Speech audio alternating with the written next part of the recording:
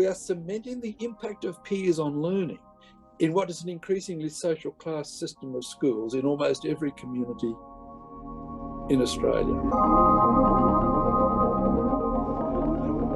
At the time, the evidence was anecdotal and wasn't expressed in numbers, but these days the numbers leave no room for doubt.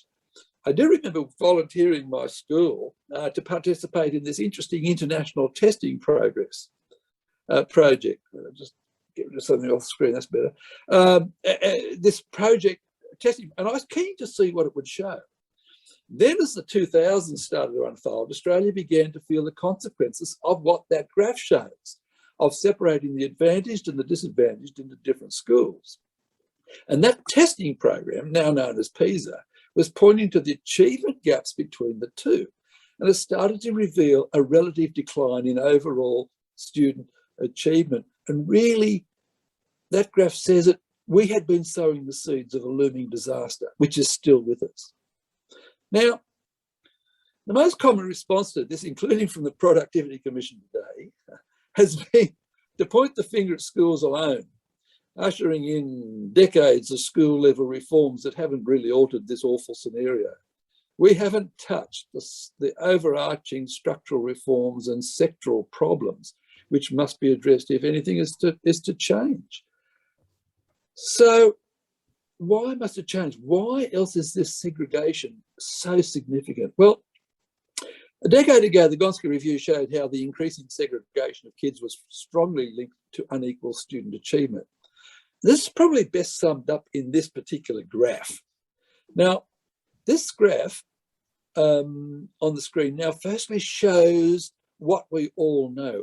The achievement scores of schools are sadly linked to school SES, indicated by the dotted lines on the graph. The lower average SES schools are shown in green across the bottom of the graph, and the higher average SES schools in yellow doing much better.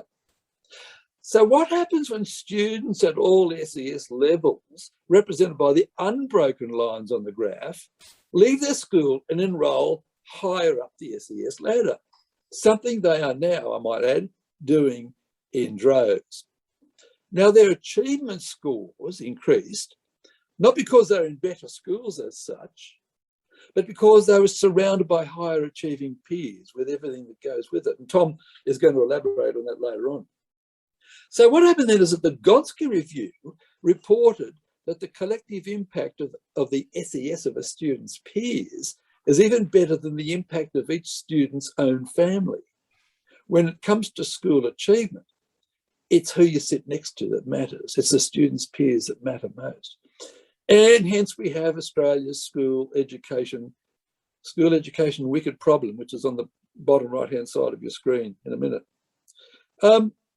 Parents and teachers know about this peer effect, and that knowledge underpins the enrolment shift from low SES to higher SES schools.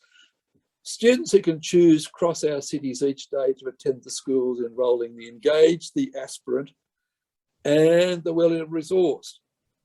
And sadly, competition between schools is about getting a critical mass of these students with the winning schools. They're the ones with an entry price or other enrolment discrimination, combined with taxpayer-fueled resource advantages. Now, the Gonski review that we all know about, 10th anniversary this year, was told about the primacy of these peer effects. They knew and they reported on it, but they didn't really challenge the drivers of enrolment discrimination and social segregation. That's our beef with the Gonski review, as outlined in our book. So guess what happened then? Surprise, surprise, in the post-Gonski years, it is now worse. Now, here's what happened to measurable school achievement as we illustrate in the book. You've probably seen this graph before. But it's not just, and you can see the declining in those core subjects, science, reading, maths. But it's not just PISA. There's a wealth of data in Australia to show how the distribution of high achieving kids and high achieving scores has created a widening achievement gap between schools. Now, at the end of this year, in December this year, we get very excited about the higher school certificate or VCE results. The school by school results are usually quite predictable. and reflect their enrolment profile, as I show on this next graph. The graph shows that the high SES schools, and they're the ones coming up on the left, they have a reasonably constant share of high VCE scores. But it is an unfolding disaster down the SES ladder. Over time, our lower SES schools have basically lost much of their academic profile, much of the profile they had in the past. It's even worse in New South Wales because we now have 50 selective schools. In effect, we are cementing, what we're doing, we are cementing the impact of peers on learning in what is an increasingly social class system of schools in almost every community in Australia. The next slide shows where schools sit on this socio-educational ladder according to their location, which is on the left, and their sector, which is on the right. We could turn that graph into a graph showing school results and it would look much the same, the distribution of schools by location and by sector. Independent schools, say the school results, yes. Independent schools, yes. Followed average terms by Catholic schools, followed in average terms by government schools. Now, here comes another two interesting graphs. The one, you know about the one on the right, we just had that. The one on the left shows our disadvantaged 50% of schools. They are gaining a bigger share of the most disadvantaged kids. You can see between 2012 and 2018, their share of the disadvantaged kids, the Q1 kids we call them, has grown substantially. And they are getting a reduced share of the advantaged.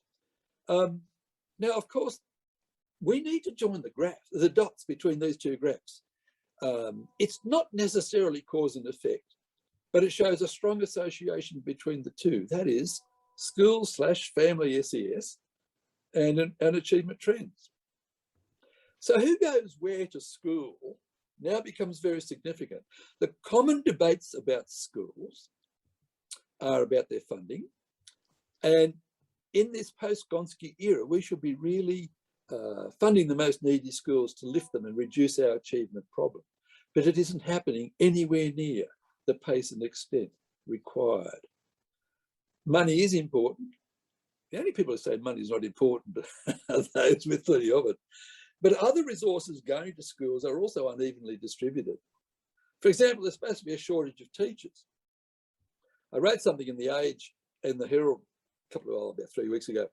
In a recent article, there's actually a surplus of teachers hiding in plain sight. Most of them are in the higher fee independent schools, as evidenced in data about student-teacher ratios. And these same schools outspend thousands of others, especially in all areas, especially in capital works.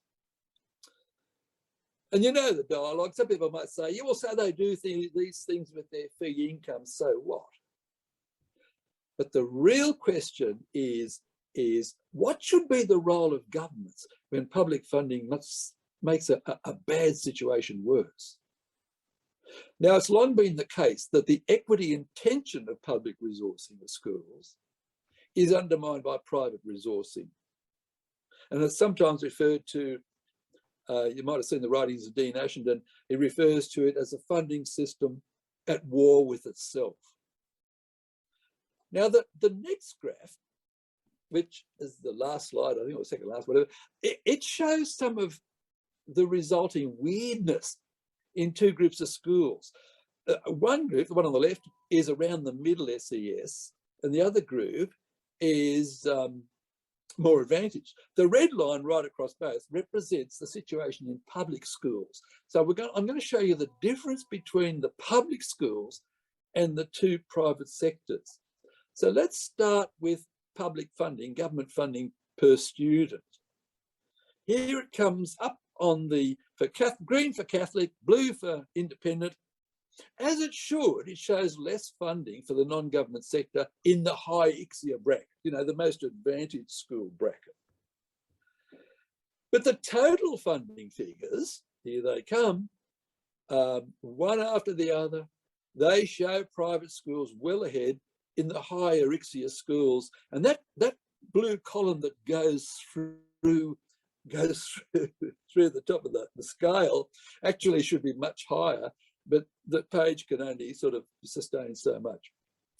The private schools are obviously well ahead in total resourcing. So what governments do backfires in what governments try to do. They're also ahead in teacher supply, and again, especially in the higher SES schools. Here it comes, that's really interesting. They're actually ahead in the lower SES schools through the ones around the middle. But of course, they're much further ahead in those higher SES schools. In fact, the teacher shortage around Australia is apparently in the secondary is apparently around 4,000 teachers. The independent sector around Australia has a surplus in the sense that they're not needed to get the same results as government schools, a surplus of 7,000. I've just solved the teacher shortage problem all around Australia. No one's going to thank me. Then now it's interesting. And then I thought about what difference does this make in reading and writing, in what schools achieve, the outcomes, the student outcomes. But I couldn't graph the figures because there's nothing to show. When school apples are compared with school apples, in other words, if you're comparing schools with similar demographics, similar enrolment profiles, they achieve at very similar levels, no matter what sector they're in. So, but of course they are regarded, the private sector regarded as better schools. It doesn't stack up on results. So private schools have harvested the higher achievers, the resource bonuses that come with them. They spend much more to get similar results. I've previously estimated that this much more is about $5 billion each year. Now, just imagine what could be achieved if even the public part of all that useless extra resourcing could be redirected to those who really need it. But what private and indeed selective schools, especially in New South Wales, do have in overall terms, they have the lion's share of the higher achieving students, arguably the best resource of all. I argue that the most important resource in schools enters school each day wearing a school uniform. Now, as a former school principal, the resources I most wanted for my school was a better share of these higher achieving students. I worked fairly hard to get them. But my school was ambushed by the establishment of a selective school down the road to join the 4 private schools already nearby. Of course, my former school might eventually be fully funded according to the so-called Gonski funding system, but not enough will change. The surrounding schools, unlike mine, will alone decide who they feel obliged to serve, which students come and which students go, who teaches them, how much parents will pay in fees, what rules will the school create and enforce, even to what laws the schools might feel obliged to comply with. Folks, this is the system we have to fix. And in policy terms, this is where the going gets tough. But in getting to this point, I've had the easy task. Now I'm going to pass to Tom to come up with the solutions. And you've already seen the commercial.